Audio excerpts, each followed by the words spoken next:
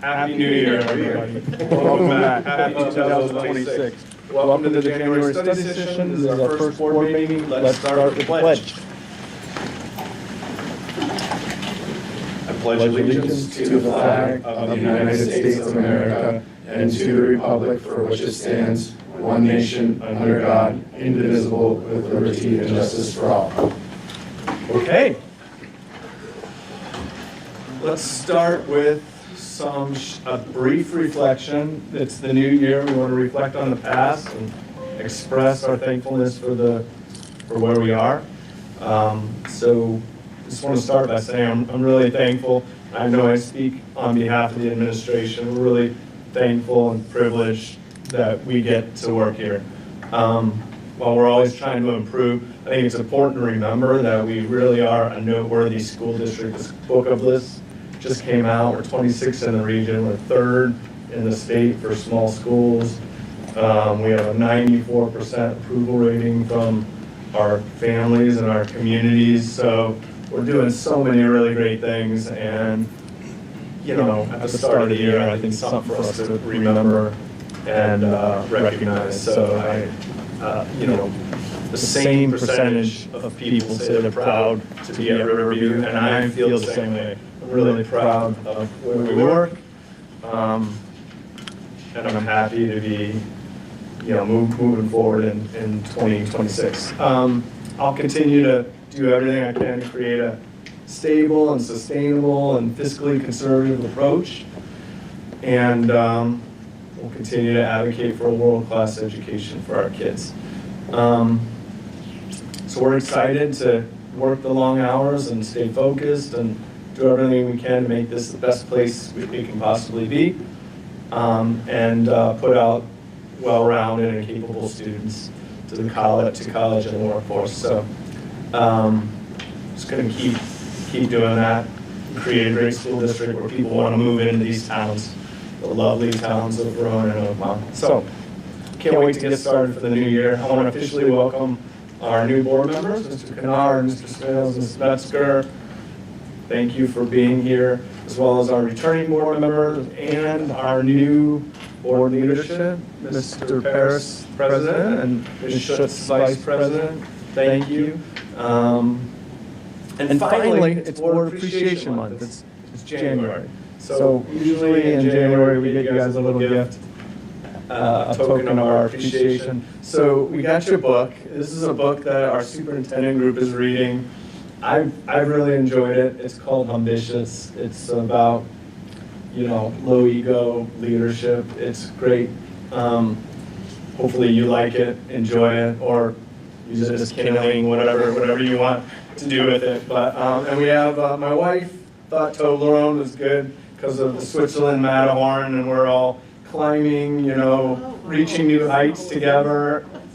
So that's on behalf of Annette English, the Toblerone chocolate. So thank you for all you do. We appreciate you. I'll continue to try to show appreciation as the year goes by, not just in January. So I hope you like your gift. Okay, let's move into the agenda, if that's okay. We're going to start with a brief presentation from Mr. Hewitt for the Program of Studies for 26-27. Mr. Hewitt. Thank you. Is this good? Can everyone hear me online from here? You guys good? Okay, Give me a thumbs up. All right. So as you can see, you guys all have the same handout here. 2 parts this year, and the reason for 2 parts is we're going to make some nice additions. That'll be in part 2. But I wanted to get part 1 done so we can get scheduling started. Counselors will be in classrooms at the end of this month, getting our high school students scheduled for next year. So I wanted to get these simple things out of the way, and I'll give you a preview for what I want to do in February for part 2. Ooh, Yeah. it's A exciting. little bit more, the big stuff, the fun stuff's coming up in part 2. This is a little bit just, cleaning up some errors. So the first one would be a description of what we do with transfer transcripts procedures. We never actually had this in there, right? You transfer here, you come, you bring in your old transcripts, and like the counselors do something. And people always wanted to know, well, what do you do? So this is what we do. So in order to transfer and attend here, and after you confirm your residency, we need your official transcripts from all previous schools.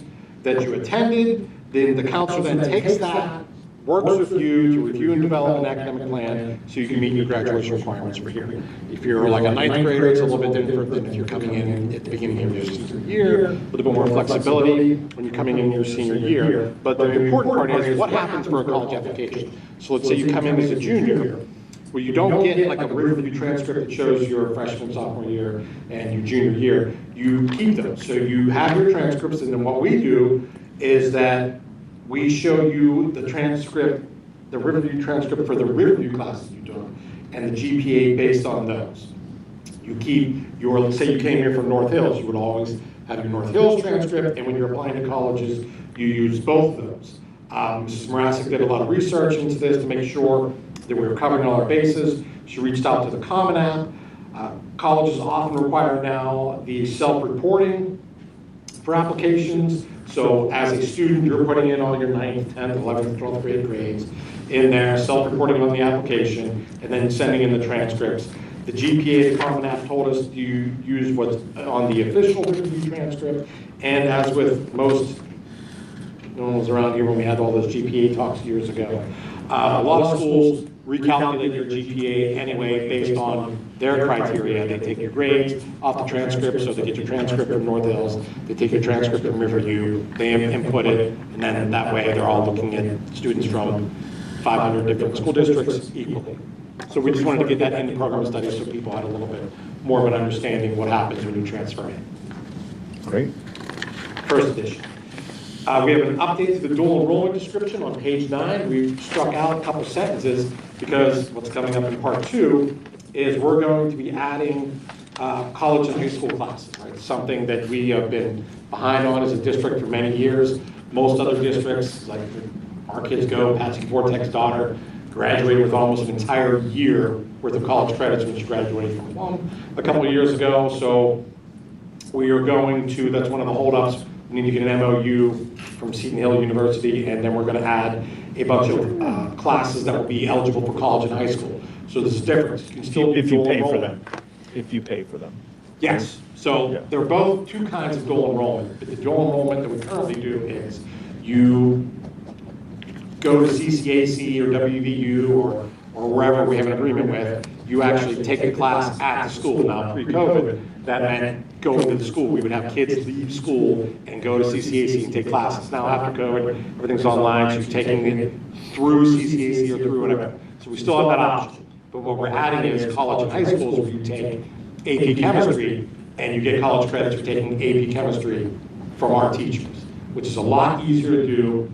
It's a lot more accessible for our kids, and you don't have to take an online class at that point. So that's going to be. It saves money on tuition, yeah, right? It's Usually at a reduced. It's the same, Slightly right? Yeah, reduced. the college and high school, it's not the same. You wouldn't be paying. You don't have to go there, though. You don't have to go there. No. You're here, and you're That's earning the reduced. credits in here. You don't have to. So let's say we have a class of 20 kids. There's no minimum. 5 kids want to take it for credit? Great, 5 kids take it for credit. The other 15 want to take the AP test instead and try to get the credit. They can take the AP test and do it that way. So it offers a little bit more flexibility, accessibility for more kids. Great. But that's coming in part 2. We want to get this line out of the dual enrollment because it's going to have its own full section. We've got one new elective, one new class proposed by the English department called Exploring Resilience and Wellness Through Literature and Writing. You can see the course description here. It's a full year course open up to freshmen through seniors. If you have a chance to read that, any questions on that, it was proposed by our department chair, Mrs. Walsh.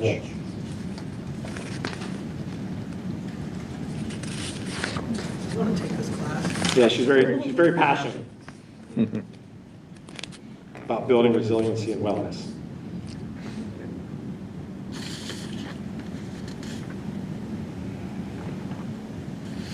Good. Okay.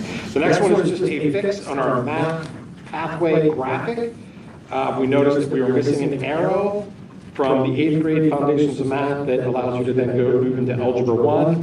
And then we made a change last year and forgot to fix it. We're going from 11th grade to 12th grade, the geometry to Algebra 2. That should be pre-calculus on that one, because in that pathway you have already taken Algebra 2. So there's a double up on the Algebra 2. So that one was just a simple clerical fix.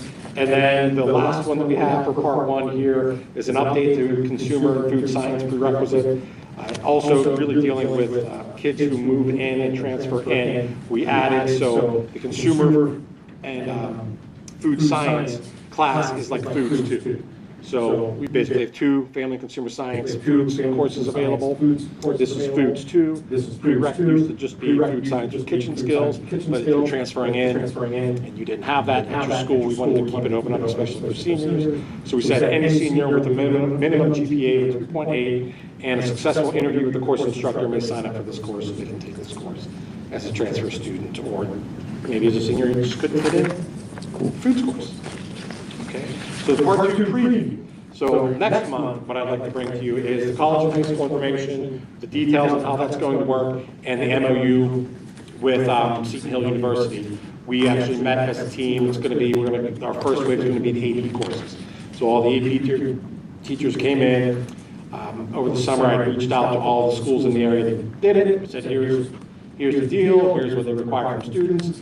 Here's what they require from teachers. Here's what they require from our program of studies. Actually, Seton Hill was probably the easiest one to work with. A lot of schools do Seton Hill credits. They were all pretty much equal in terms of cost for credit for the families. Actually, the one, we looked at WCCC, Westmoreland County Community College. That was more expensive than some of these other ones because we're not in county. But even a Seton Hill or a Point Park was cheaper than WCCC, which was kind of shocking. But I'll have all that information for you at that point. I will have to, approve that MOU, and then we can get that going. We have updated the work release and the internship information. Mrs. Marask and I worked on this a lot. We have work release. We have kids. This is when you leave the day early, 8th, 9th period, typically the end of the day, and go to a job. We don't offer credit for that. We'd like to offer credit for that, so we're exploring what it takes to that. We need somebody with a specific certification, which we think we can get in a weekend. So Mrs. Marask has agreed to do that. If we get that going, then we'll be able to offer credit for work release and encourage more kids to do that in internships as well. And then the last update will be the Cyber Academy updated attendance rules. The state has changed the rules that they are requiring for cyber chargers to do for attendance. And most public schools are adopting as well, because that's honestly the hardest thing that we have with cyber students is they don't log in. If they're full-time and they're not in the building anymore, you don't have a whole lot to hold over their heads. So we're going to tighten up our attendance in our cyber school. That's what's coming up for part 2. That was all for part 1. Appreciate that. We've been trying to add more options and ways for kids to get credits, quite some time. So we continue to look at so the work those kinds of internship options. will be a big thing. Yeah, that's huge. Yeah. There's more flexibility as well with the state, which will allow us to give credits Will allow us to give working credits and for working more and credits get more that credits kids that kids can earn when they come in. when they come in. And So it's all part of the big picture things that we're looking at. Just more opportunity. More opportunities. More opportunities. Any questions from Mr. Hewitt? I have 2. My one is specific to this. For the minimum GPA of prerequisite for Foods 2, is it the minimum GPA of their transfer? Yeah, so whatever, Transfer, okay. let's say you were a senior here, it would be Okay. here, or whatever, let's say you're transferring Okay. in as a senior. Right. Okay. And then for the credit, if Ms. Marasek is able to get the certification, and then you present that to us, it would be interesting to know where that falls in terms of the amount of credits that you need to graduate, what that would be actually applicable for. So is it applicable for science, math, like reading, or is it going to be like on your senior project Elective. to replace that, or It's an elective? elective, yeah. Yeah, you can't substitute that for like a required, state Right. requirement, it couldn't count as a math. Yeah. Or something like that, so it'd be an elective credit. Okay. Which is typically, that's probably one of our hardest things to do is schedule kids for electives, because most of our electives are singletons, meaning they're offered one time a day. So if you can't fit that in your schedule, and you really wanted to do that, now you're either an elective you don't want to take, or you're sitting in a study hall. So if we can offer like, hey, I can take off, an hour early and go work, and make some money, and, get credit. Get credit. Yeah. Yeah. It's great. Yeah. Getting some real world experience and not sitting and studying. We love it. Any other questions for Mr. Hewitt?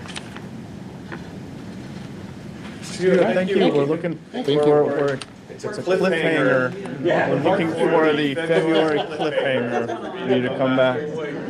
We're excited. Okay, let's move into the first hearing. This is designated for agenda topics only. If you'd like to speak, please sign in, come to the microphone, or up here.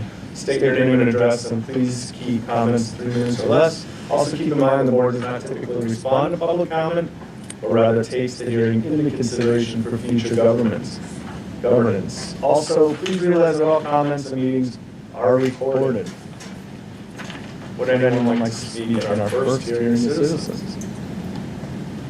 We have another one later for all topics in case you want to speak, Ms. Sullivan. Okay, all right. Let's move into discussion and review of potential motions for approval for our January voting meeting. That's next week, 7 p.m., same place, right here, 7 p.m., right here in the library. Let's start with business and finance, where we have one item for your consideration. Ms. Lubert. Thank you.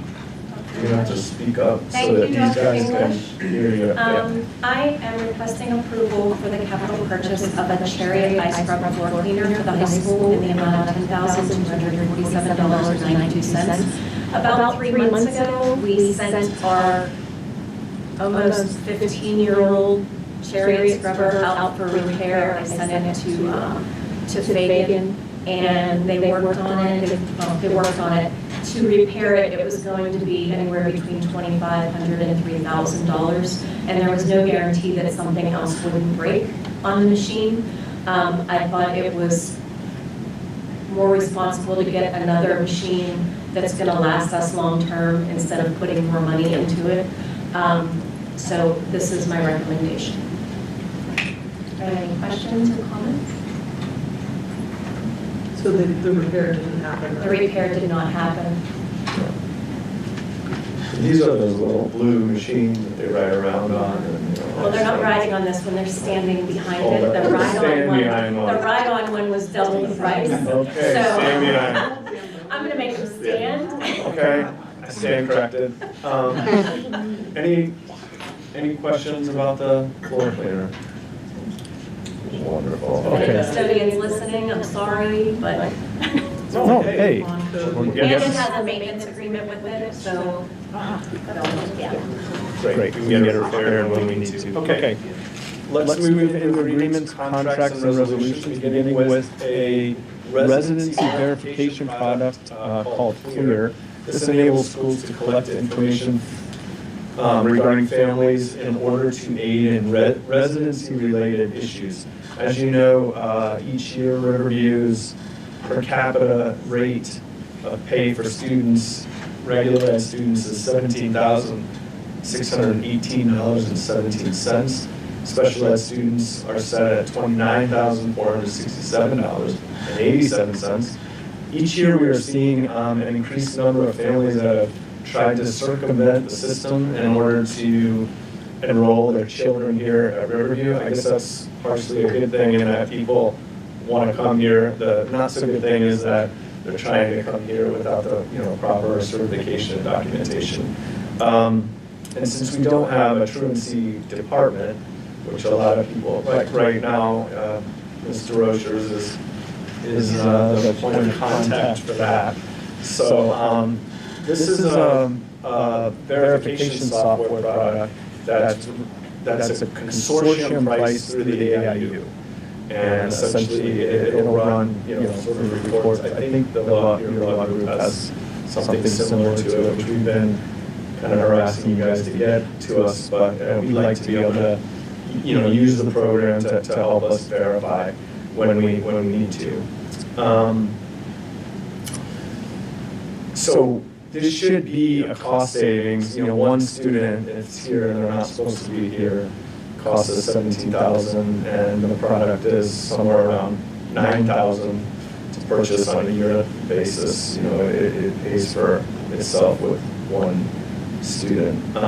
Ms. Luber plans to pay the yearly cost of this through our annual safety and security grant monies moving forward. And, I'll have you answer any questions about CLEAR, Ms. Luber, and then kind of walk them through the next two items, which is the ATS and the Act 1 resolution, okay? We've spent, Jamie and I, Mrs. DeRochers and I have spent a lot of time over the past few months. And Dr. Z, hunting down residency verifications. It's been very time consuming. Probably if you added up our salaries and the time, it's been paid for 3 times over, just because there are many ways for individuals and their families to try and circumvent the process. So, and we have to in turn become private investigators, and this software would alleviate a lot of that time, that time and effort. It's a very, we've talked to the gentleman online and had Teams meetings with him. It's a very easy process. It's kind of weird. It's kind of like Big Brother. It sees license plates and it tells where people. Public information. It's all public information. It's not anything. It doesn't seem like it's public information, but it absolutely is. But You guys know all about that. yeah, so that's one of the reasons for our proposal. We thought about it earlier in the year, and it's really kind of expensive. But then we started having problems more so now than I think we ever have, and started putting more time into it, and thought that, yeah, it would have paid for itself over and over. So we're recommending that approval. The second. Is that also going to help with the one dashboard with you emailed about with the verification of cyber students? So that's a completely different issue. I mean, if we had a student, the legislation's changing to where there's going to be more residency verification. That's kind of, it's fallen through the cracks for many years. Additionally, charter schools don't care if they don't care where their money's coming from, and they know per the state guidelines, they're going to get their money one way or another. So if Jimmy lives on Allegheny, but he moves up to Penn Hills and Halton, and we don't get notified, and the school does or doesn't know, and we're still paying the bill, the residency verification is a whole different kind of, this is actually some of the kids in our buildings that might be getting dropped off at the bakery in the morning and not riding the bus because they don't have a physical address here. They're really living with grandma or grandpa or with their parents in another district, but they've gone here and they want to continue to go here, and the parents don't understand the repercussions of that, nor do they care. We're not trying to be, we want to come off as like Gestapo, but we are required by law to make sure that everybody who goes here lives here. Sure. And we need to be good stewards of taxpayer dollars. Yeah. That's And what we want to make sure we're not expending money in ways that we shouldn't be. Right. So this will help us tighten things up a little bit. And this is an ongoing fee every year, or is it just a one-time? It's an annual fee. It's an annual fee. Shiva, before we move on, touch the screen. You can press the screen. Yeah, just press the screen, yeah. Did you want that on? There's nobody on there. There's nobody on that screen there. It doesn't. I was going to ask, so when you're doing the residency verification, you're like looking at, like I know that it will take like, your address for your driver's license and stuff like that. How are we like then going back to the parents and or then fact checking it after the fact, right? Because when I do like public record searches for like individuals, clients, opposing parties, it'll pull all of their last known addresses possible, but that doesn't guarantee that it's their address. Like it'll say like 2023 to current, but they could have moved in that last couple of months. They also could still be there. They could be at a different address. Like how are we then like? So it also verifies where, like if they've applied for credit, when the last date was that they applied for credit. It will show the address that they utilized on the credit application. It also, there is, the software has a program that actually has their license plate number, and it shows where The car is It's located. registered, yeah. Yeah. So I, but I guess the Registered, but- discrepancy of like, so like, what if someone else owns that car, but they are in fact living in the district? Like, Are we then, like, So just the asking The for program details? does two things. I think once a year, at the beginning of the year, we want to do, it'll do like sort of a, it has a function where it searches everybody. And it has like green, yellow, red. There's only usually a couple of reds.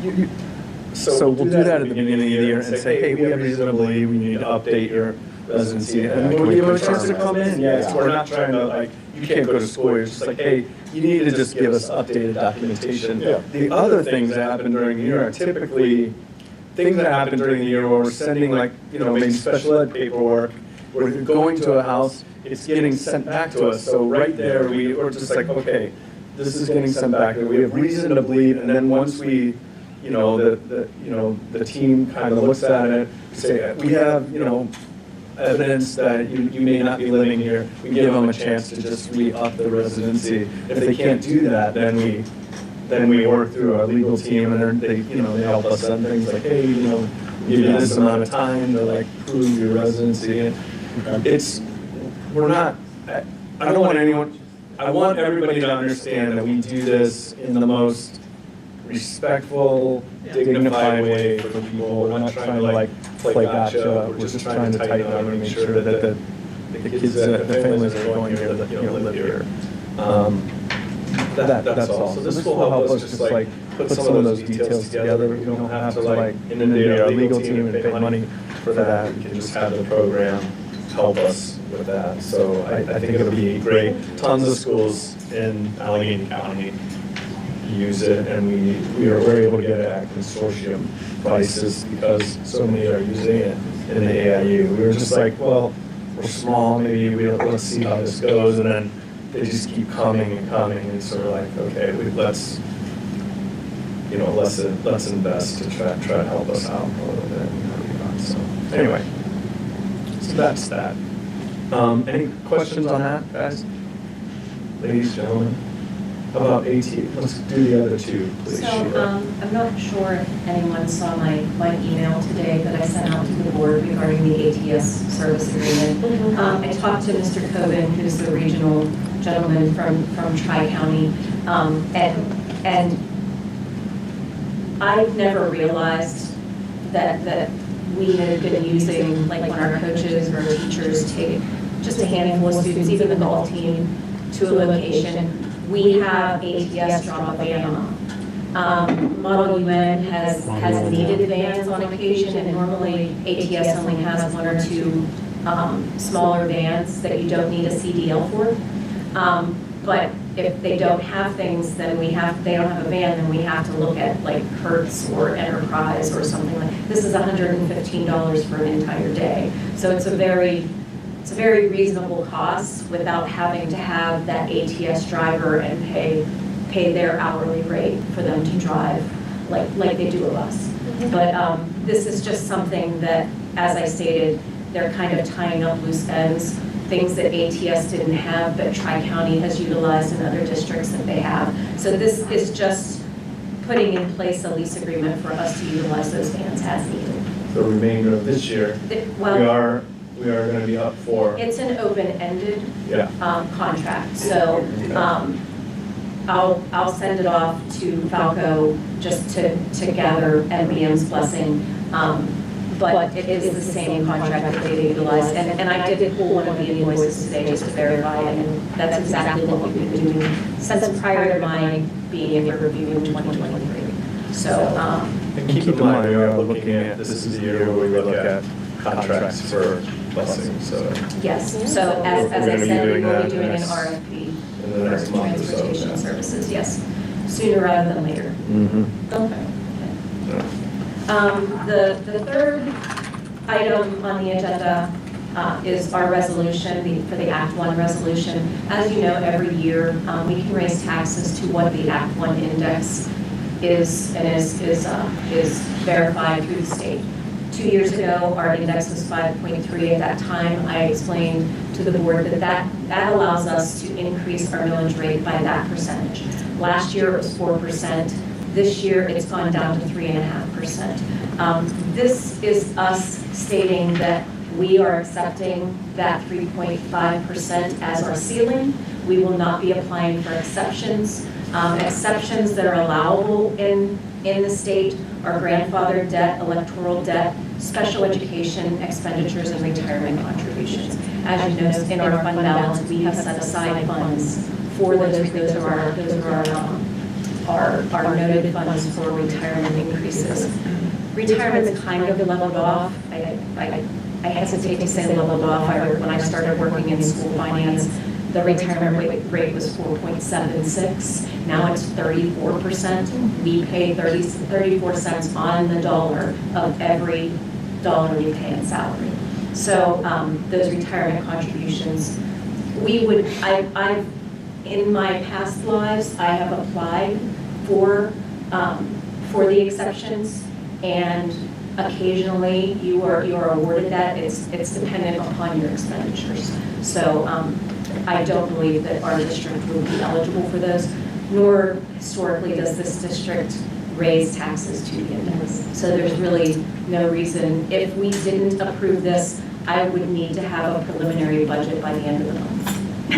So Yeah, let's not do that to you. yeah, let's not do that. So this is the approval. This is an annual approval that we do every January, and thus begins budget season.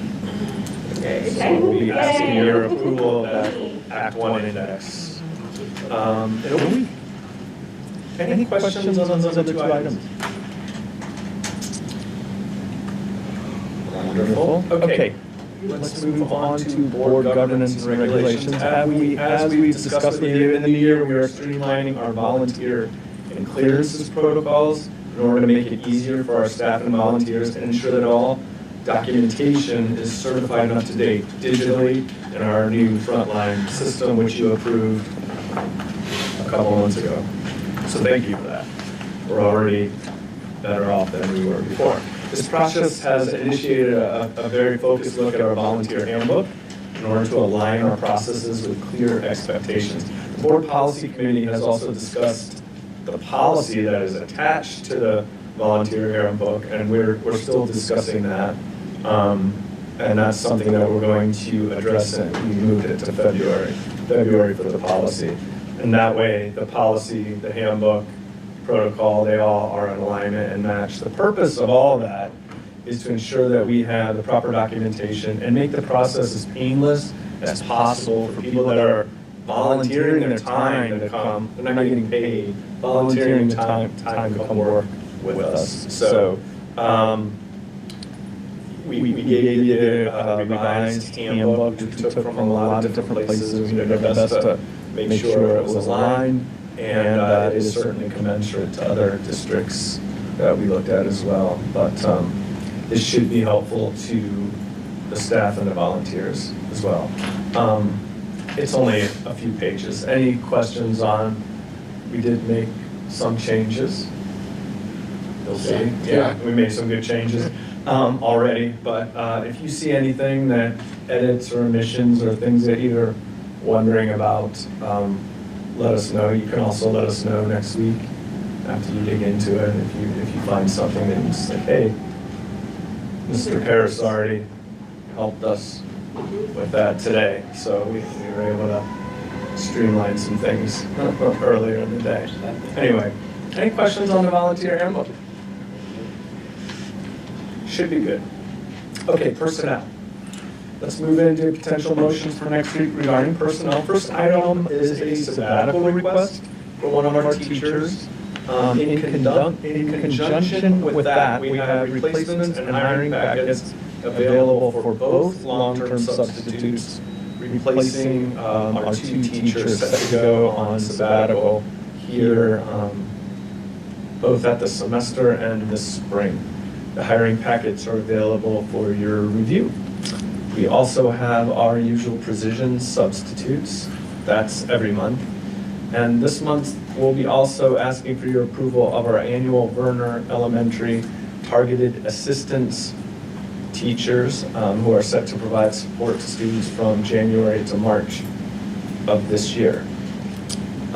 Next, in this section, we will be asking for a title change for our Director of Special Education. As you know, every administrator in this district, including Ms. Luber and myself, do extra things. We have a lot of different hats and serve a lot of different multiple roles.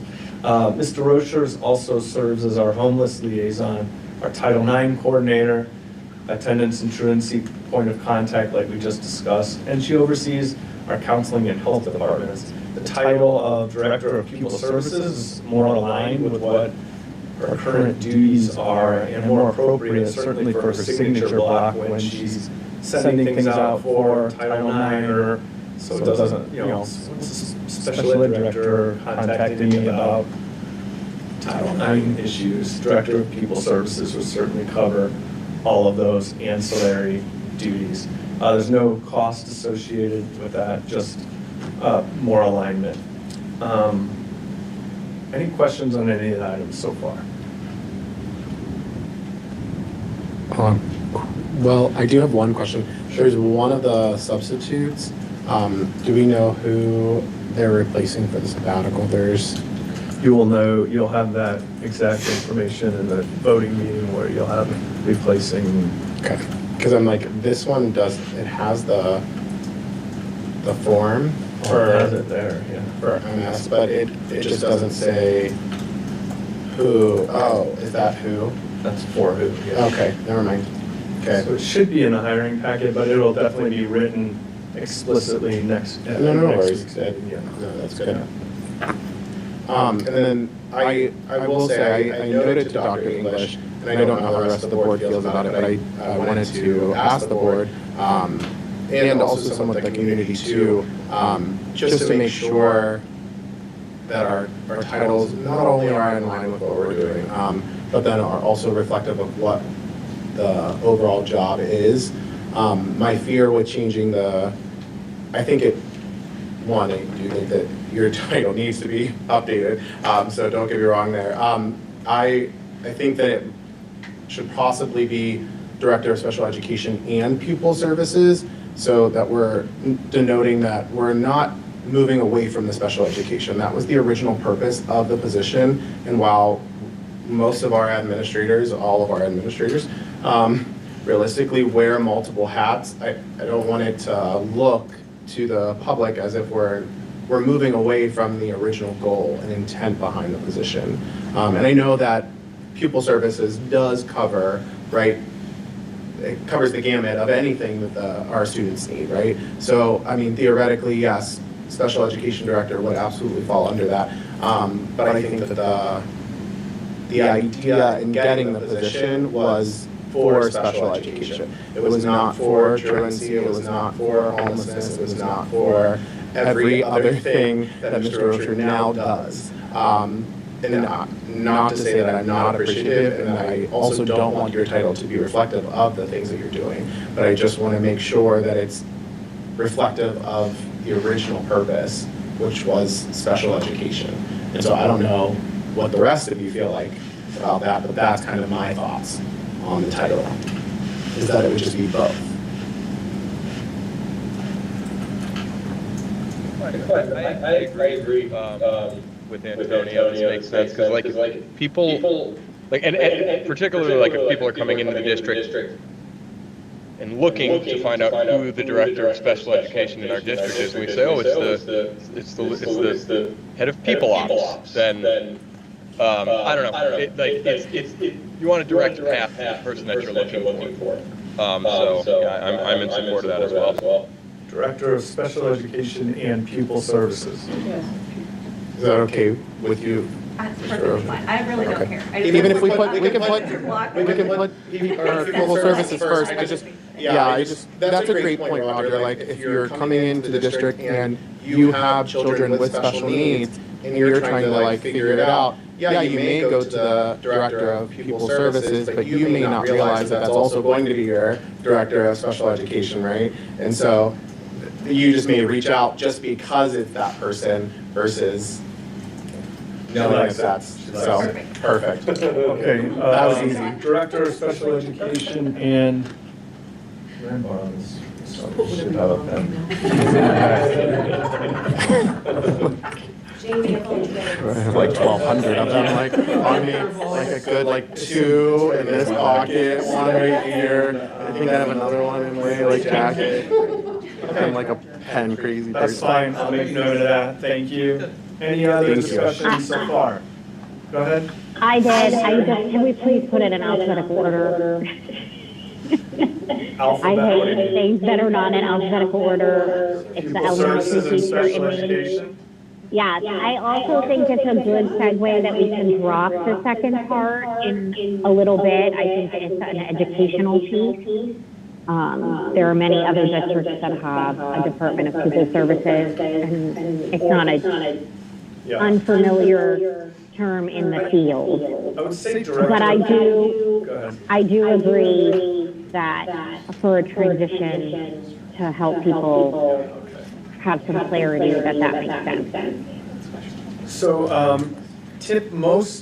most districts have just director of pupil services, but I would say, I know you want it in alphabetical order, but if you're going to put it in order in terms of like 95% of Ms. Rocher's job is director of special ed, like the other, 90%.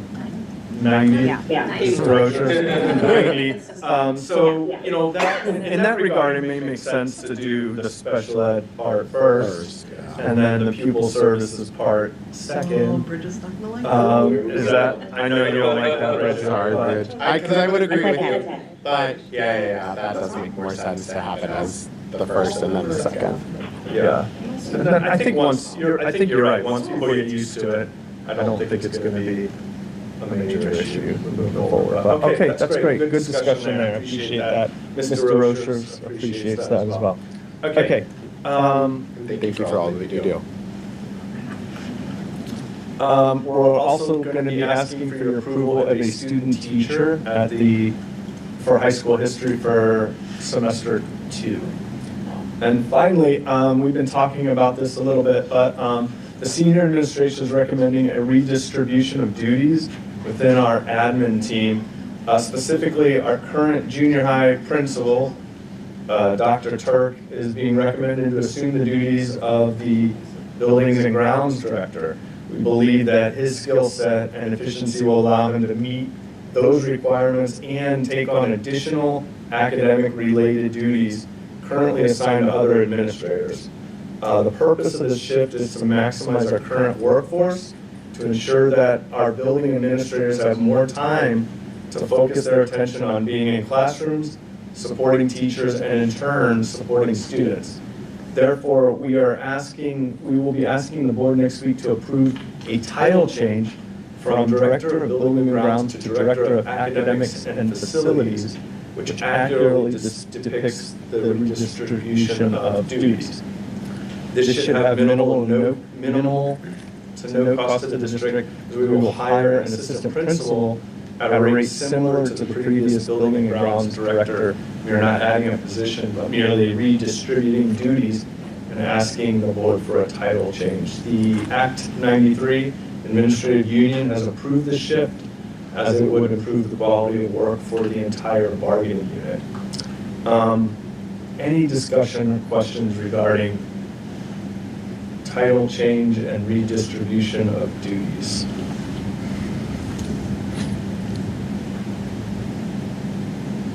You can ask I'm questions. like, is anyone else going to start? Good idea, Antonio. I'm like, well, I just want to be transparent. I'm not gonna lie and sugarcoat it. We've discussed this over the last couple of months. We discussed it as a previous board, and then felt that we needed to wait at the end of November to, for our new board members to come into the conversation as well. It's a multifaceted conversation, I won't lie to you, because in one hand, if Dr. Turk and we had millions of Dr. Turks out in the world, that we could then replace him in this position, I think it would be a lot less issuesome for the board, and I don't want to speak for all of us, actually, I'll speak for myself. It would be a lot less worrisome for myself, because during our talks, we kind of said Dr. Turk is like a unicorn. And I very much believe in that. I believe the fact that you, like Dr. English, have a very different kind of work ethic, a very different kind of way of making sure that things just get done, regardless. And so I don't think that that's necessarily that you won't be able to live up to that. But the idea is we're combining the buildings and grounds position because we're not sure that that position necessarily needs to be full-time.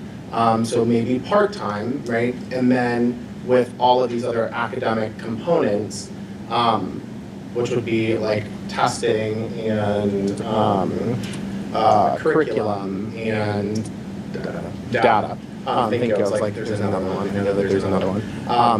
And I think my issue with it is a couple-fold. One, it then leaves a gap. We talk about, what do you say, funding gaps? No, the funding cliffs. Funding cliffs. So it leaves an employee cliff where if Dr. Turk wants to move out of the district or wants to take a position outside of our district, not move out, but take a position outside of our district, then at that point, we don't have another person to go back into buildings and grounds and academics, because who else is doing that? So that's an issue, I think, for me there. And then the other piece of it, I think, was when we were talking about it, we were saying, that we don't even know what the buildings and grounds position really entails in terms of, does it need to be full-time or can it be part-time? Can it be commingled with these other areas? Because I'm not gonna lie to you, I would love to have someone doing curriculum. I think that that's a big thing for our district that absolutely needs done, but I think that that's its own position, right? Like, there are districts that have a director of curriculum solely. And I would love that for Riverview. Can we do that? Probably not, at least not right this second. And so taking that and then saying, okay, that person is going to be in charge of the curriculum for the entire district alone. I mean, not alone. They're working with the rest of the administrators, right? But at the same time, they're overseeing that. And realistically implementing it. Like, the difference between a lesson plan and curriculum in our district is something that, we're kind of fleshing out, I think, still. And so making that whole and making it so that we're actually curriculum focused, where you can go to a third grade class in 10th Street and you're learning the same exact stuff in Verner, where you're sitting in 5th grade and you're learning the same thing in the other school. We don't have that currently. So that's what I mean when I say that curriculum job alone would be a full-time job. And then adding in buildings and grounds that we don't even know is fully part-time or fully full-time, I think is just such a issue for me. And then to top it off of, well, who the heck do we get to put in that role again? Because are we going to find another academic that also has the construction or business or buildings and grounds acumen that you need to pair the two? It's like, it's a unicorn position and it's made for a unicorn, but it's not self-sufficient and self-sustaining after the fact, once the unicorn is no longer here or wants to leave. And yeah. Slight clarification. I do curriculum. I lead curriculum for the district. I'm that's not going to change. I think the extra duties are going to be data analysis. Data analysis, Professional development, testing coordination for the district. Correct. Those are things that other administrators are currently doing, which would then sort of alleviate, kind of like what Jay did, alleviate some of the pressure on our administrative team. So I'm planning to continue. I mean, certainly the administration helps me with curriculum. It's not like just the Neil English charge. We help each other. But would you agree, though, that our curriculum is not, it's not the same in both buildings? It's not the same across the buildings? Well, I mean, we have the same You may be using the primary same, resources. I was gonna say, you may be using the same textbooks and the same, resources from the companies, Yeah. but you're not implementing them in the same way. You're not saying, are you going through and saying, these are the, lessons that need to be taught? These are the absolute chapters that must be taught in that year. I can tell you, when we do our instructional rounds, and what I see going on at 10th Street is almost identical within a week or two of what's going on in my building. But almost, and that's my piece though. But that's based on kids. I know, but this is my piece. It can't be the same every day. It's It not can, going. but it could be, here's a syllabus, right? Not with different students who When- have different abilities. Absolutely. You're going to have to refine programs and pieces of education for particular students, but I'm talking about the whole, right? If I go into a class in any university or college or a lot of other districts that have a curriculum director, they could give me a syllabus. Here is what we're planning on teaching. When I go to even the AP courses in this building, those teachers have a list of what they're teaching because that's what they have to teach for the AP test, right? But the idea is that we're all covering these same things. We may not get to some of the other things, right? Maybe there's a couple of pieces at the end that we don't get to because our class took a little bit longer on, this section or that section. But the overall gist is we're covering almost all of the same sections. And we're starting off on the same foot of here's all of the same sections that we should be covering and that we plan to cover this year, and maybe we don't get to at the end. But I'm asking, do we have that? Is it uniform that in every grade, and especially in our elementary schools, that what we're doing in chapters 1 through 12 is going to be taught in 10th Street and Verner the exact same way? So we have curriculum revision from that both buildings work on. In the last 2 years, both buildings have worked on curriculum edits and revisions. So both schools are doing the same units during the same weeks at the same time. Now, it's not going to be, you have different teaching styles. So maybe some teachers may supplement a little bit or add some things, but generally speaking, the teachers from across the building talk to each other, they work together, and we have those units sussed out to the week. So those are all up at Central as well. So if I go up there and I exercise my right just as a regular citizen of Oakmont or Verona in our district, because it's by law that we have to keep our curriculum in the central office for it to be reviewed and inspected by our community members, if I go up there and then I look through, I'm going to see that same organization that we're talking about here. And then if I ask to go and see a class, for instance, I'm a parent who's moving into the district and I want to compare and contrast, okay, here's the curriculum that was presented in central office, here's what's being taught in 5th grade today. If I went in, I'm going to see a similar roundabout curriculum then. That's what we're saying.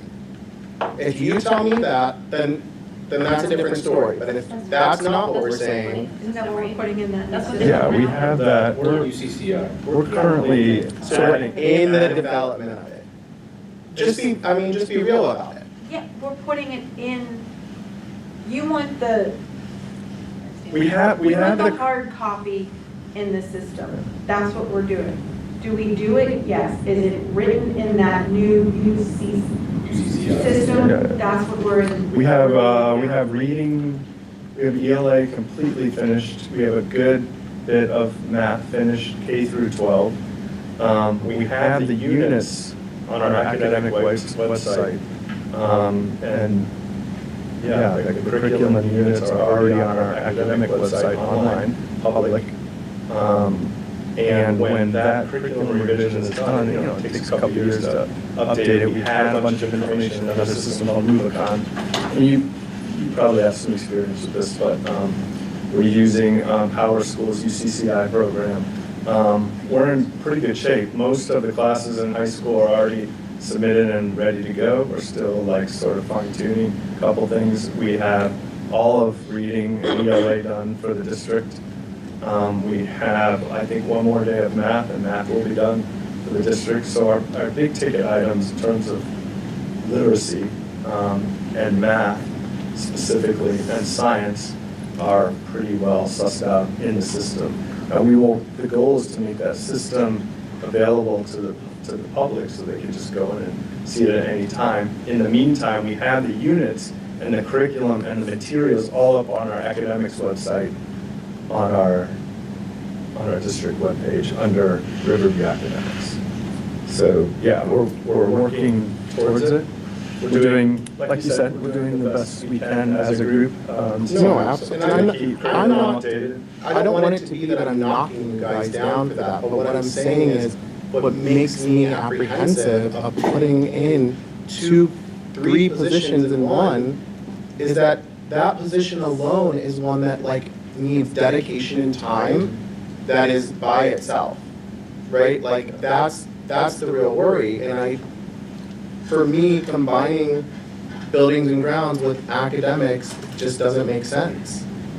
And it also, from a financial standpoint, doesn't make sense too when we're looking at, Dr. Turk would be moving in with the same salary. And so then we're hoping that the other position then comes in a little less. And there is room for it to be almost cost neutral to the district, but then there's room for it to be at least $7,000 or more to the district. There's a $2,500 gap, wherein if the people don't accept the lowest range, then it's going to be higher for the district. So it's not necessarily cost neutral. And so it is being realistic about that. Being realistic about the fact that we don't know the amount of work that it's going to take for the buildings and grounds piece of it to then be added into the academics, and then being realistic that it may not be cost neutral or as cost neutral that we want it to be. So I did have some questions or comments about the building and grounds aspects of the position, and in terms of items 8 and 9 under essential functions, maintains and updates the district facilities and district plan, maintains and updates district safety and security plan. Since historically, I believe there's been more churn in this particular position, we sort of talked about a standard operating procedure being created so that any future person in this position will kind of know what needs to happen each season, and then have a list of contacts for who they need to reach out to successfully complete the job, and so that when you have a standard operating procedure, it just makes the job easier to do, so that the next person who has that position can sort of hit the ground running.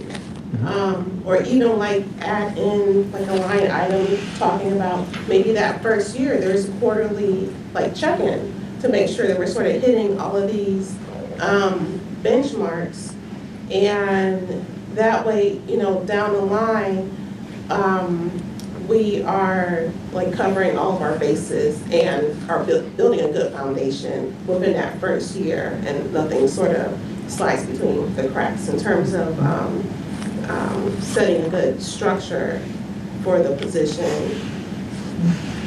So that would be my suggestion, like a quarterly review, and then also like just outlining the standard operating procedures so that it's hopefully like less of a future churn situation. If I can respond to that, so obviously a lot of you don't know me very well, but I'm a systems guy. So what I can do is take things, look at gaps with something, make it better, and make a system for it. That's what I excel at. For those of you who do not know me, previously to Riverview, I did 5 positions. I was the assistant principal at a middle school. That's full-time. That's observing all the paraprofessionals, half the teachers, doing all the discipline, doing the master schedule as well as the budget. I was the assistant principal at the high school at that same school district, same thing at the high school. Once again, master schedule, budget, all the discipline, really, by the way, on top of that, covering 4 of the lunch periods because we were short-staffed, so I had to be in the cafeteria to supervise students. My 3rd position in the school district was the athletic director, which I had 0 experience doing that position. No interest in doing it, no experience doing it. So what I did, well, let me go to number 4. Number 4, I was the ADY coordinator, which is Alternative Education for Disruptive Youth. Now, in this school district, knock on wood, we're very lucky we don't have a lot of that. The school district that I was in was #1 in the county for the most expulsions in that area. It's not my opinion, I oversaw the program. And then number 5, I was the facilities coordinator. That specific school district was also had beautiful facilities. You'd be surprised at how much money you can make from cheerleading competitions over a weekend. So those were my 5 positions that I did at the same exact time. So a lot of you, once again, may not know this, but the previous gentleman who was in the position, his last few months was supporting him and helping him. That's the reason that I saw what he was doing and I had an interest in it. I like this. This is right up my alley. System, organization, education. This is what I excel at. So with all that being said, one of my first plans would actually be to meet with each head custodian of the building and create a master, I used to call my master athletic spreadsheet, or a master building spreadsheet. And that spreadsheet would have everything you can imagine. All the contacts with vendors, maps of the building, so I knew where everything was at. I would literally walk around with that person and I would go room to room to mark everything out. So my goal would be to make my life much easier. And yes, there's a concern if I do leave. I definitely don't understand that. But to go back to what I was saying is the master spreadsheet that would basically make my life much easier. Now, why do I think it would make my life easier? Doing those 5 positions, that's what I did. I'm balancing all these different roles and what am I going to do? This isn't working. I can show it to you. I should be like master athletic spreadsheet and everything you imagine in tabs.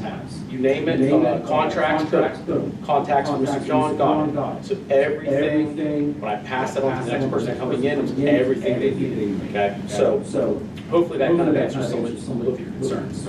The thing I'll say as far as the uniforms, first off, thank you. Genuinely, it's a great. You've earned it. Thank you. No, I don't disagree with that. I think that I have a different perspective where I look at things and say, if someone has the skill set to do it and they want to do it, why would I want that? Especially because my next role, my next position that I do want to take eventually would be a director or some sort of assistant superintendent role. If I could do that here, I would do it here. When I had the opportunity to work with the previous gentleman and see what he did, I'm like, okay, like I kind of see how the smart sales operates. I think I can be efficient enough to where I personally want to stay in academics. I know gaps in professional development just because there's a bunch of us juggling it, helping each other out with curriculum, testing. There's so many things going on. And listen, these are things that I'm going to help out with, to be honest with you. So whether you give me or not, I'm going to help out with it. There's been questions about curriculum. There's been things that we've been doing each year. This year specifically, just to give an example, science. We've been looking at science and saying, are we aligned? What can we do different to make sure we are aligned? Yes, we have the same curriculum, but those are things that we have to consistently do, whether you have the same curriculum or not. So that's something that I will take on. So, swing back to your concern. You have someone who has the skill set of doing it. wants to do it, and I see this as a way to retain me, and keep me in the school district, which I would love to stay, by the way. Love it, okay? So that hopefully answers that concern. If I do leave, and this is a compliment to my other administrators here, we're all unicorns. You know, we all have various roles. If Eric leaves, we have things we feel for him. We have STEAM, we have cyber, Dr. Monroe, Dr. Z. So in all reality, our district is filled with unicorns. And I know because we're small, some people say maybe less work. I can tell you because the opposite. Because we're small, we actually take more. When I talk to my colleagues that are bigger schools, they'll actually say, like, Turk, you realize the principal roles here are much different. All these things you're doing, you have some, the data analysis, someone does that. You get to become a principal if you come here. So I think that's the thing that, obviously, once again, being in this role, being in this school district, being in the previous school district, that I have an understanding of we are all unicorns. And I think I see it as different of like, and don't take this the wrong way, but it's like, you have a star player, I'm gonna bench him, I'm not gonna play them. But then, coach, put me in, coach, I want to play. And I do want to be clear too, it's not that I don't think, or that I don't want to play you, but I also want to touch on one more thing that we also touched on during our discussions, which was the need for other positions, right? You have a guidance counselor in 10th Street that has over 400 students to her. And then she's also teaching and covering academic classes during the day. So her getting to all 400 students is damn near impossible, if not impossible, right? Like that, it's just not realistic. And then, or nurses, or paras, or more special education teachers, right? I mean, like, I probably could go down a list of other staff needs in the district. And so I think, just for context for the board too, that was one of the big things that even during your contract, during the RESPA contract that the board previously, several boards prior, have discussed about assistant superintendents and the need for other areas to fill those roles, or to fill roles in other areas prior to getting an assistant superintendent, right? And so, again, if I went to Bobby Gross and I asked her, well, do you think you need an additional guidance counselor or this, that, and the third, I'm sure that there's going to be other professionals and other staff members in this district that are going to say that they need a staff member in their area too. So while I hear it from the administrative, like the administration's POV, right, that you're saying that this would absolutely help, it would help bridge gaps in terms of testing and curriculum and things like that, I'm sure that that could go across the board. And not taking into account the fact that we could make this a part-time role, just buildings and grounds, and then they use that to hire someone else. We would be crazy not to like think about that piece of it too. I think this gives us an opportunity to be progressive and move forward. Dr. Turk's on a timeline that if anyone knows about education, he's coming to the end of the timeline of how long the assistant principal stays at a school. And so he has every right to say, I have the skills, I have the things, I can move us forward, I can do something progressive. He's already done these nice things. We have sat here and seen him rewrite handbooks and SOPs and the way to do procedures and processes. And if this takes the burden off of all of our administrators who are doing far more, I mean, we're giving Ms. DeRochers another title because she's doing more work. If he's going to be someone who's doing this work, so you give him the titles of what that work is. And it gets us into a more streamlined district of, he can keep an eye on the things that need to be kept in eye. He can keep them, he can develop the processes. So when you move these things forward, it's there, it's done. You know what needs to be done, you know how it has to be done. He can keep processing that forward. So if we're open to giving Ms. DeRochers a well-deserved title change for all she's doing, I think the same should be done for other positions in those ways. He has proven himself on more than one occasion. And this is, to follow up what Antonio said though, what he can do now is see, You have someone who's looking at academics and curriculum and all the different pieces and the data, and if he can identify and say, we have a deficit here, we need a position here because of these things, he'll be able to tell you. He'll be able to say, hey, testing's looking like this. Maybe we need to adjust the number of teachers of this, or maybe we need a different support system for that. He'll be able to do that by having someone who can dedicate their time to analyzing data. Analyzing data is not something you want to do on your free time when you have extra 5 minutes. You have someone who's looking at that and can be your resource to say, hey, I have a question about how we're doing this. Oh, Dr. Turk can probably pull that data for me and say, this is what it's based on, this curriculum, this is what it's based on, this number of students. He can look at benchmarking. He can do all of the things that identify. I think the other thing that some people, and it comes from working in higher ed degrees and what we're calling people when they leave those are getting degrees. So I started an EDD program.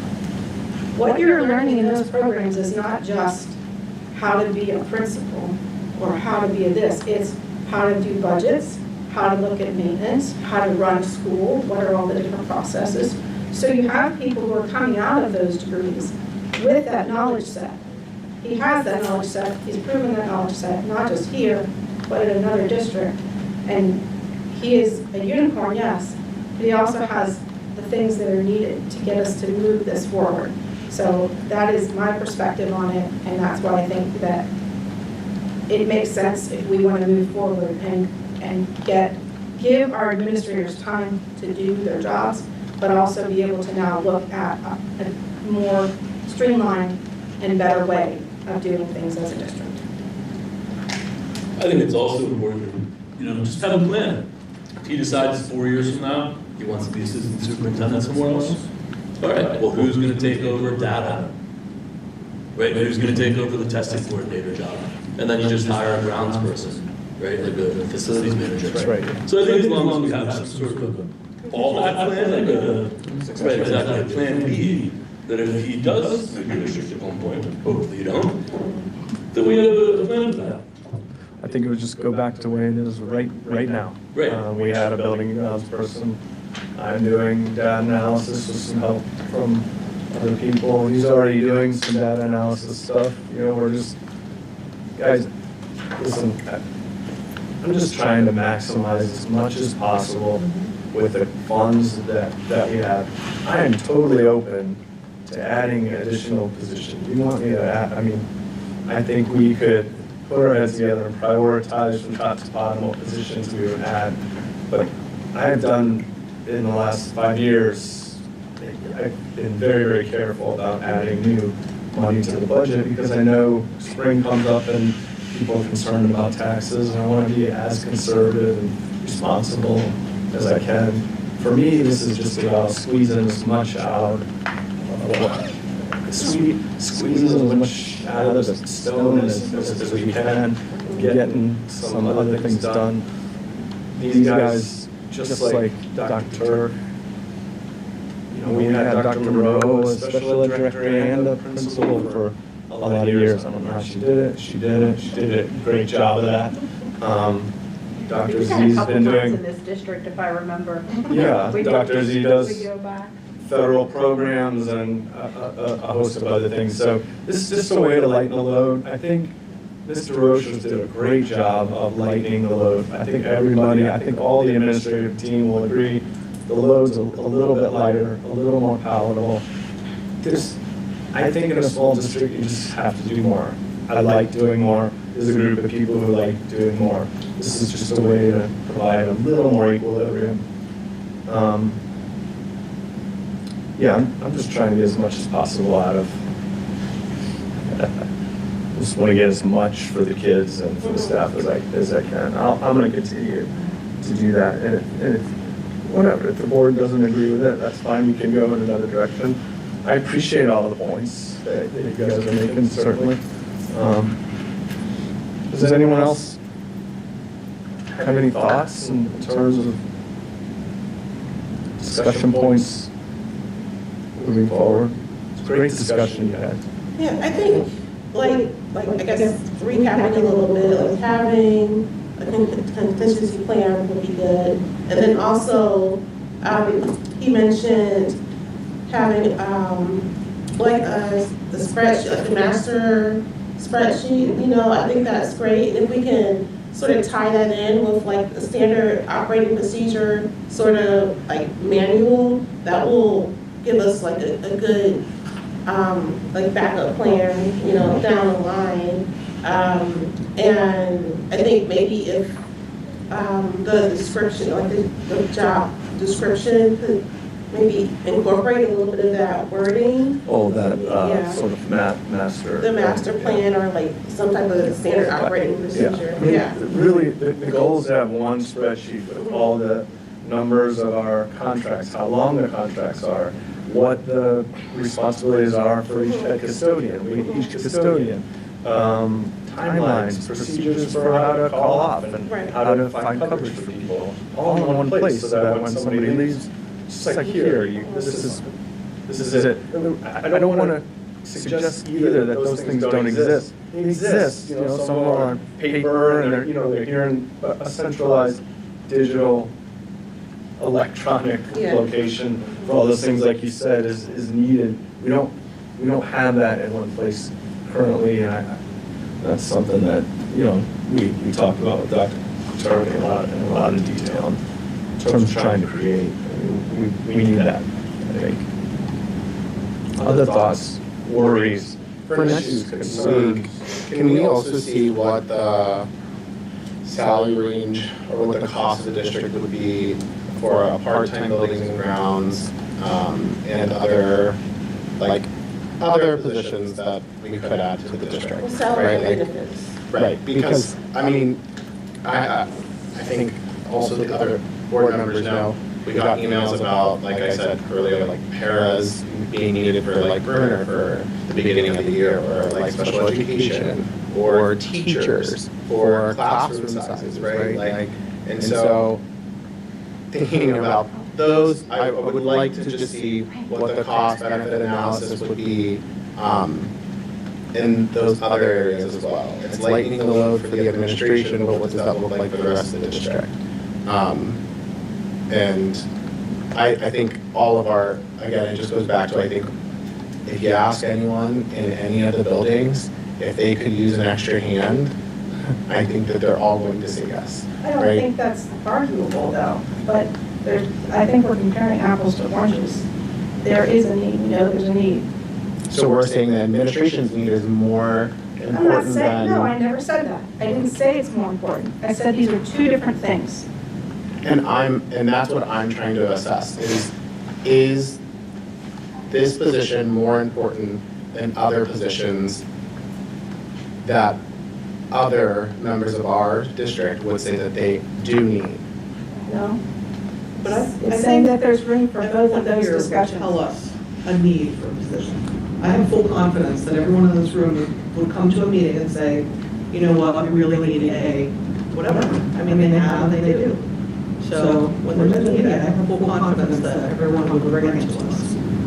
Well, I actually will disagree, because it took a parent sitting right there to come forward and ask for an additional teacher so that the classroom sizes could be dispersed more. It took a parent that sat on this board and other parents to come forward for Mr. Rocher to actually have a position. People come forward. Right, Tell us. but That's what I'm saying. I'm saying, like, you're saying that the admin would come to us, and I don't disagree that they would come to us. But I also think that Dr. English has said it himself too, that he tries to work with what he has. And he also realizes the extent of our budget and how far out we're going to push things. And so if he doesn't think that, like, our budget is going to be, if we're going to actually have the means to add on director of special education, then he's not going to propose it. Right. He did it for the first couple of years because we didn't have that in our budget. But our job as the board is to question them. So. And that's what I'm, right. And So you're that's what right. I'm doing right now, Right. is questioning if we made the current position of buildings and grounds part-time, because that's what that position is. No one has changed that title yet. That is what the current position is, that's what the job was posted for. So if we saw, if it was part-time, what would that save look like? And could that be allocated to another position in the district that also might benefit? You're asking, I mean, just the guidance counselor, for instance. There are over 400 kids in one building. Some of your kids, right? So I don't think it's crazy to me to be like, hey, let's just double check that our students don't need an additional person to provide mental health services. I don't think that that's crazy to ask.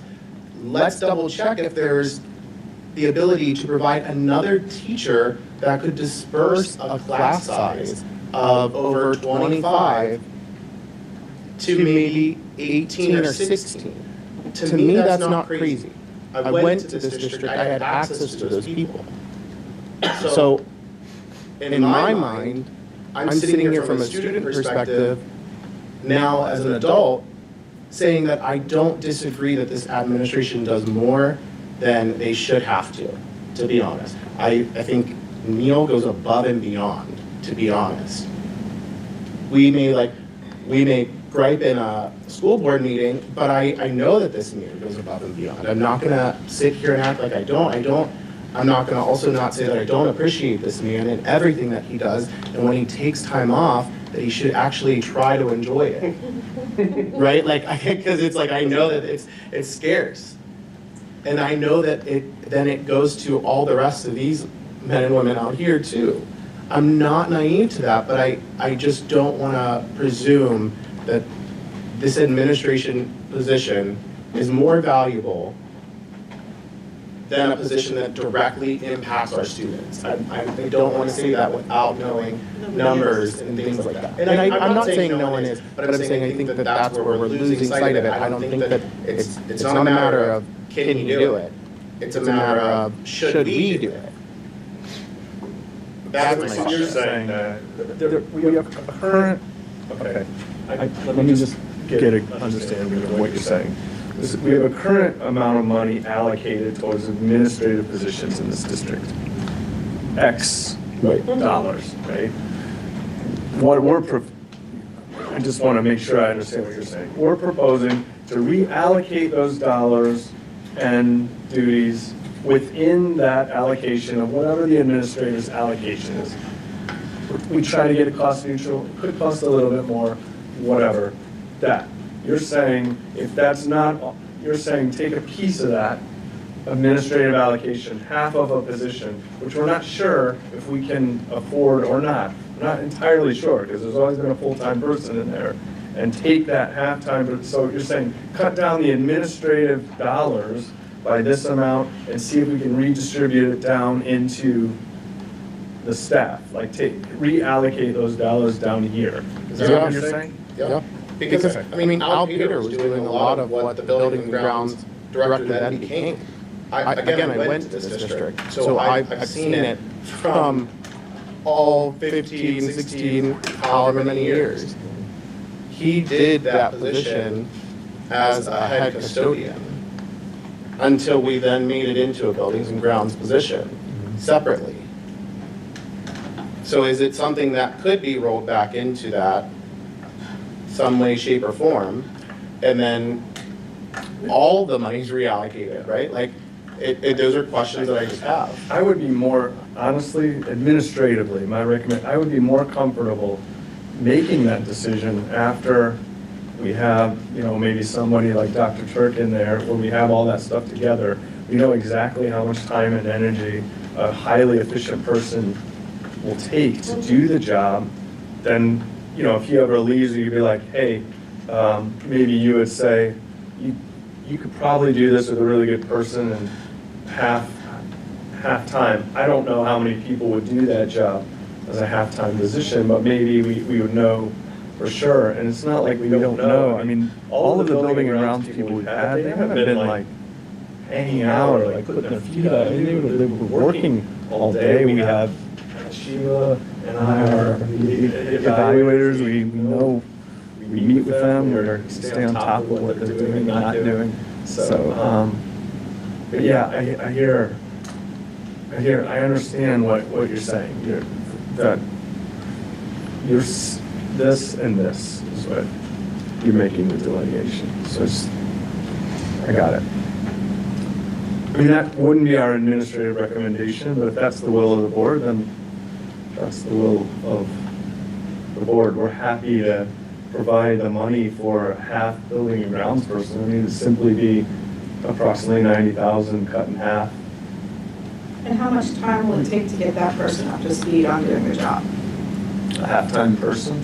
Even just getting them up to speed on doing what needs to be done? A full-time person, it would take some time to, sort of assimilate them into the district. But, we've had 3 building and grounds director within my time alone as superintendent in 5 years. I've had 3 people. And so Dr. Turk's aware of what that was helping that person? But he's not aware of everything. That's why he Can has I to finish figure what it I'm out. saying? Yeah. Thank you so much. He's aware and was working with that person, and so has some understanding. He also has the ability to bring in an assistant principal to be available to that person, to guide them in and get them through and give them all of the information, rather than we have a new person over here and a new person likely over here, and there's no one in the middle to gap that. And so you're spending 6 to 8 months for both of these people, likely, to be on-ramped. And we're then putting that on our other administrators to now on-ramp this person or these other people. It seems like a lot of churning of unnecessary stuff. Are we saying that it took Jeff McKenzie 8 months to be on-ramped? Are we saying that it took Brian before that? If that's what we're saying, then yes. But it goes back to, and I mean, feel free to chime in, but if we don't even know what the position entails, I'm confused as to us saying, oh, well, it's going to take all this time for us to on-ramp someone. But we don't know what the position entails in the first place. On-ramping. know the job. So I know what it, right, but we don't know how much time it takes. That's a part of knowing the responsibilities and the functions. And someone we trust can do it. I'm not disagreeing with that, but I'm saying, but it sounds like we're saying, oh, it's going to take less time, when in all actuality, you don't even know the time that it takes. So it's still figuring that out to begin with, which is crazy. I don't think that's what anyone's saying. Oh. I'm saying when you on-ramp a new employee to a new place of working, it's not like, that person's not gonna jump in on the first day and be, okay, well, I know everything and I can do everything and I know everybody, okay, let's go. Absolutely, but also at the same time, if, I know her hand has been up the whole time, so I don't know if she's actually or not. Yeah. Oh, no, she said no. And I agree with you, but also if we were bringing in someone who did buildings and grounds their whole life, right? Like, the person before Jeff McKenzie had done it for previous districts before he came here. So again, they may have some inkling, yeah, they have to see how our district works, but they know the position, right? Like, I mean, there's trade-offs to this. I'm not saying that there's not. I'm more so removing it out of, like, framing it around Dr. Turk, and I'm framing it as, is this the position that we should move forward with? I don't care who's in it right now. Is this the position that makes the most sense for the district, or is there another position that the district actually needs as well, that we're not taking into consideration, that we could offset this current position with another position? Again, I don't disagree that man can do it. And I think that he will do it if we give him the opportunity. I'm not, I don't think that that's my issue. So I just want to make sure that I'm clear on that. That's not what I'm saying. I have full faith and confidence in Dr. Turk. Any other discussion? Anyone at home?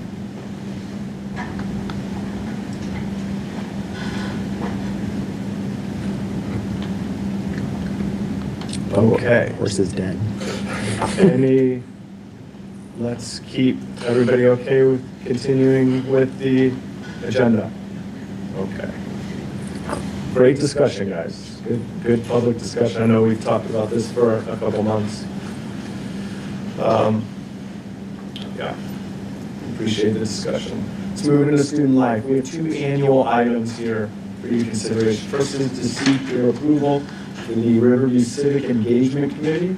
These are the students that go down in the elementary grades under the sponsorship of Mr. Kubasek. Second item are the budgetary outlines for the Riverview Boys Basketball Boosters and the GSA. Any questions regarding these 2 items?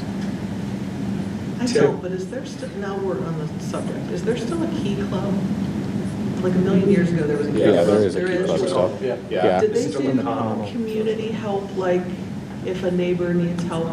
No, they don't? I mean, it's a service organization. Okay. You used to be able to like send things in, and then they could get like service hours for it. Shoveling, Yeah. things like that? I can email you. Okay, thanks. Sure they'd be interested in that, right? Yeah, a couple of our members are in service organizations, so. Yeah. The booster club, the president is vacant. Do they have a plan to fill? The basketball boosters or just Yeah. the booster? Just the boys basketball booster association. It says the president is vacant. I just didn't know if they. I don't have an answer for you right now, but I will get it to you. I'm not sure about that. I have to check in with Ms. Del Rosso and Mr. Carter on that. Okay. Any other questions? There. I did have a question, I think, Sure. on the Civic Engagement Club, which now the document won't open. So I apologize if I didn't write it down, so I'll email. Sure. Yeah. So I did have, and I don't remember what the question was. So I apologize. Email it to me and we'll get you whatever you need. No, not a problem. I think that this is actually a great idea. By the way, I would like to ask the board members something after regarding this, but yes. After the meeting? Yeah. Okay, got it. Any other questions for student life? Okay. So no education next week. And last but not least, we will be asking for your approval of the November and December board minutes. Are there any additions, omissions, or edits that the board would like to discuss or make me aware of at this time in regard to minutes? You can also do that next week. Okay, that brings us into our second hearing of citizens. This is designated for all school-related topics. If you'd like to speak, please sign in, come on up, state your name and address. Keep your comments to 3 minutes or less, and remember the board does not typically respond to public comment, but rather takes the hearing in consideration for future governance. Also, please realize that all comments and meetings are recorded. Ms. Sullivan. Hi, Hi. Sophia Sullivan, 139 Oak Meadow Drive. Welcome all the new people, I come a lot, usually talk, but I just wanted to mention, since you guys all knew, the science fair is February 27th. I always tell everybody to try to come if you can. It's Verner and 10th Street, and it's great. The kids do like really awesome projects. I don't remember how many we had last year, like 30 or something, 30 projects, and we're having judges from our comic this year who we got that huge grant from. So we asked, and they're females. So, and then we also have some other judges that Dr. Davo got. So it's hold on, let me see. Well, I think it's 6 to or 7:30 or something like that. I have mine blocked off from like 4 to 8. I will. I'm assuming you want me to be there, Miss. Well, I mean, that's why I got. Okay. I will be there. But the board too, I mean, it's awesome. The kids do really tough stuff, and it's our year doing it. So it's still pretty new, but the kids really do it. And the teachers at both schools offer like incentives like homework passes or something if they already are on their projects at school or I don't know what they do, but stuff like that, like extra ones, something like that. So I just wanted to board to come and see it. It's really cool to have all the kids doing from both schools, so.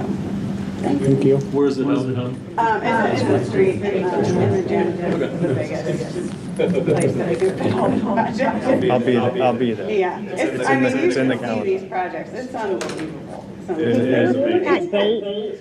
February 27th, 6 to 7:30. Yeah, I'll send Dr. English. I'll get the send you, like, information out to flyer, you. but Okay, thank you. I wasn't sure if I heard it correctly.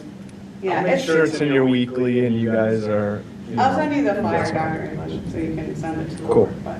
Thanks, Sylvia.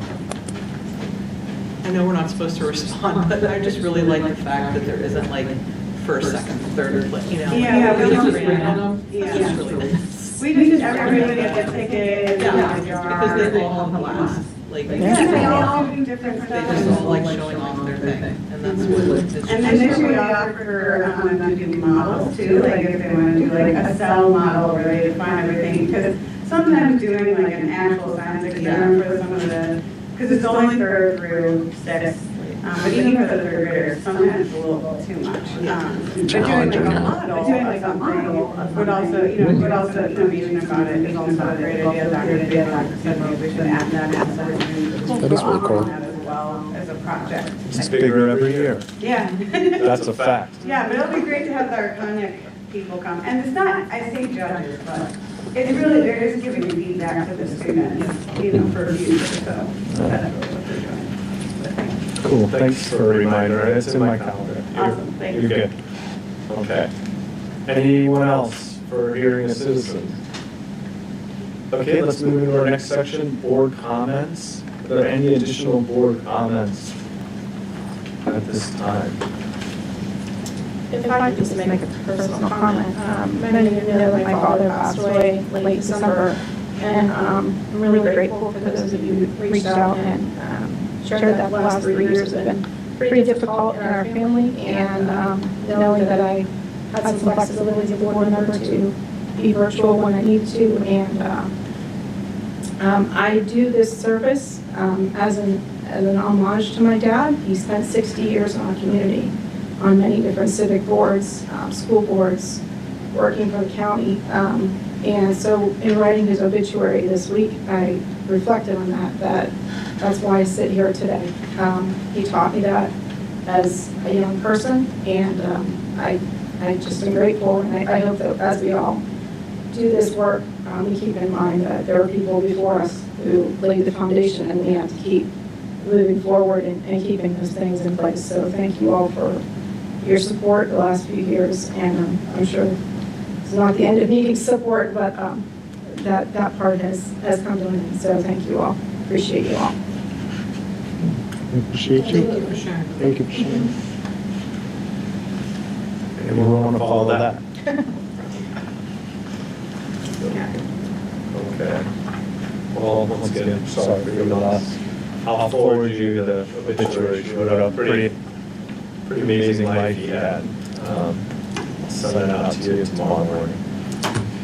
Without any further ado, may I have a motion? We need a new consistent motioner to adjourn. No, that's me, Dr. Is that you, Miss Siri? Okay, It Miss is. Siri.